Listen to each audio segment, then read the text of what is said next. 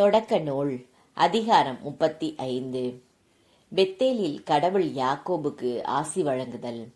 அப்பொழுது கடவுள் யாக்கோபை நோக்கி, நீ எழுந்து பெத்தேலுக்கு போய் அங்கே குடியிரு. உன் சகோதரன் ஏசாவிடமிருந்து தப்பியோடிய போது உனக்கு தோன்றின இறைவனுக்கு அவ்விடத்தில் ஒரு பலிபீடத்தை எழுப்பு என்றார்.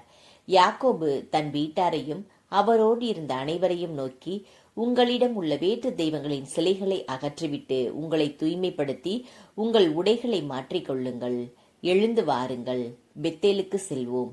அங்கே என் துன்ப நாளில் என் மன்றாட்டை கேட்டருளி நான் சென்ற விடமெல்லாம் எனக்கு வழித்துணையாயிருந்த இறைவனுக்கு ஒரு பலிபீடத்தை எழுப்புவேன் என்றார். அப்படியே அவர்கள் தங்களிடமிருந்த எல்லா வேற்று தெய்வங்களின் சிலைகளையும் தங்கள் காதணிகளையும் யாக்கோபின் கையில் கொடுக்க, அவர் அவற்றை செக்கேம் அருகில் இருந்த ஒரு கருவாளி மரத்தின் அருகே புதைத்தார். அவர்கள் புறப்பட்டு சென்றபோது அவர்களை சூழ்ந்திருந்த எல்லா நகரத்தினருக்கும் கடவுள் திகிலூட்டினார். எனவே அவர்கள் யாக்கோபின் புதல்வர்களை துரத்திச் செல்லவில்லை. இவ்வாறு யாக்கோபும் அவரோடு இருந்த எல்லா மக்களும் கானான் நாட்டிலுள்ள லூசு என்ற பெத்தேலுக்கு வந்து சேர்ந்தனர்.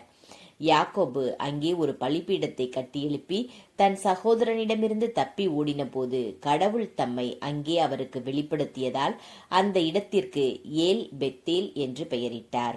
அப்பொழுது ரெபேக்காவின் பணிப்பெண்ணாகிய தெபோரா இறந்தாள்.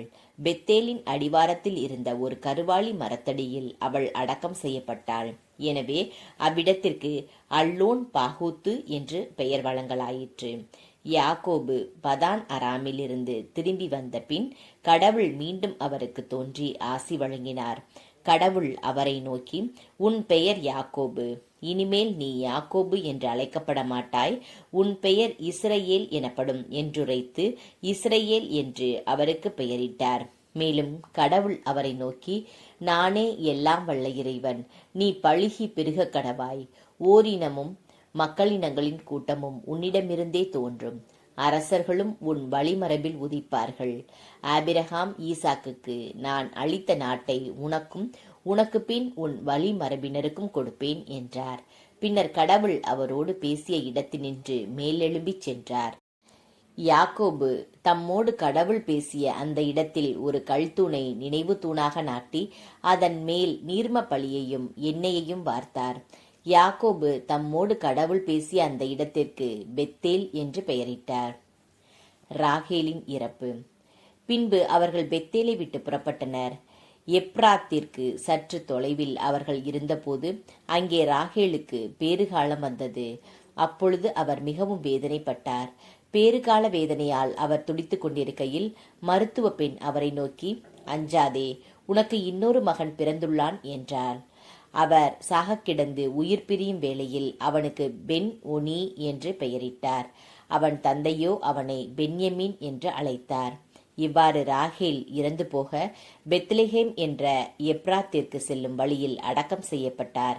யாக்கோபு அவருடைய கல்லறையின் மேல் ஒரு நினைவு தூணை நாட்டி வைத்தார்.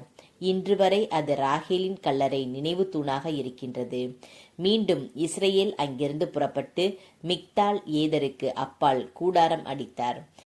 இஸ்ரேல் அந்நிலப்பகுதியில் குடியிருந்த போது ரூபன் தன் தந்தையின் மறுமனைவியாகிய பில்காவுடன் உறவு கொண்டார். இஸ்ரேல் இதை கேள்விப்பட்டார். யாக்கோபின் புதல்வர்கள் 12 பெயர்களாவன. லேயாவின் புதல்வர்கள் யாக்கோபின் தலைமகன் ரூபன், சிமியோன், லேவி, யூதா, இசாக்கர், செபுலோன். ராகேலின் புதல்வர்கள் யோசேப்பு, பென்யமீன். ராகேலின் பணிப்பெண் பில்காவின் புதல்வர்கள் தான், நப்தலி.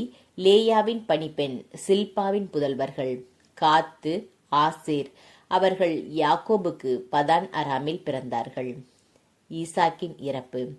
ஆபிரகாமும் ஈசாக்கும் வாழ்ந்த இடம் கிரியாத்து அர்பா என்ற எபிரோன் ஆகும். யாக்கோபு தம் தந்தை ஈசாக்கிடம் மம்ரே என்னும் கிரியத்து அர்பாவுக்கு வந்தார். அதுவே ஆபிரகாமும் ஈசாக்கும் குடியிருந்த எபிரோன் ஆகும். ஈசாக்கு 180 ஆண்டுகள் வாழ்ந்தார். அவர் வயது முதிர்ந்தவராய் இறந்து தம் மூதாதையருடன் சேர்த்து கொள்ளப்பட்டார். அவர் புதல்வர்கள் ஏசாவும் யாக்கோபும் அவரை அடக்கம் செய்தனர்.